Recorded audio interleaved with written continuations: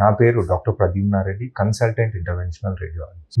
మీకు తెలిసిన వాళ్ళు ఎవరన్నా రాత్రి పదే పదే వాష్రూమ్కి లేవాల్సిన ప్రాబ్లం వస్తూ ఉందా? అదే కాకుండా వాష్రూమ్కి వెళ్ళిన తర్వాత కూడా యూరిన్ కంప్లీట్ గా పాస్ చేసిన ఫీలింగ్ ఉండట్లేదా? సో దీన్ని బినైన్ ప్రాస్టేటిక్ హైపర్ట్రోఫీ అన్న BPH అని అంటారు. అంటే సింపుల్ గా ప్రాస్టేట్ అనేది పెద్దగా అయినందుకు యూరిన్ అనేది ప్రాబ్లం ఉంది. ఇది కామన్ గా 50 ఏళ్ళు దాటిన తర్వాత మగవాళ్ళలో చూస్తాం. ట్రెడిషనల్ గా సర్జరీ అంటే TURP, హోలియం, వేరే సర్జరీస్ అనేవి చేస్తూ ఉండే. కానీ సర్జరీ ఏమాత్రం లేకుండా, అంటే ఒక కోత, ఒక కుట్టు, ఏమాత్రం జనరల్ అనెస్థీషియా లేకుండా ప్రాస్టేట్ ఆర్టరీ ఎంబోలైజేషన్ అనే ప్రక్రియ చేస్తామండి. ప్రాస్టేట్ ఆర్టరీ ఎంబోలైజేషన్ లో ప్రాస్టేట్ గ్లాండ్ కి వచ్చే రక్తనరాలను అనేది తగ్గిస్తాం. ఈ తగ్గించడం వలన ప్రాస్టేట్ గ్లాండ్ అనేది ష్రింక్ అవుతుంది. ష్రింక్ అయినప్పుడు సిమ్టమ్స్ అనేవి అవంతకవే తగ్గుతాయి. ఈ ప్రాస్టేట్ ఆర్టరీ ఎంబోలైజేషన్ గురించి ఇంకా తెలుసుకోవాలనుకుంటే కింది ఇచ్చిన నంబర్ కాల్ చేయండి. మీకు ఇంకా డీటెయిల్స్ అనేది నేను హెల్ప్ చేస్తాను. Thank you.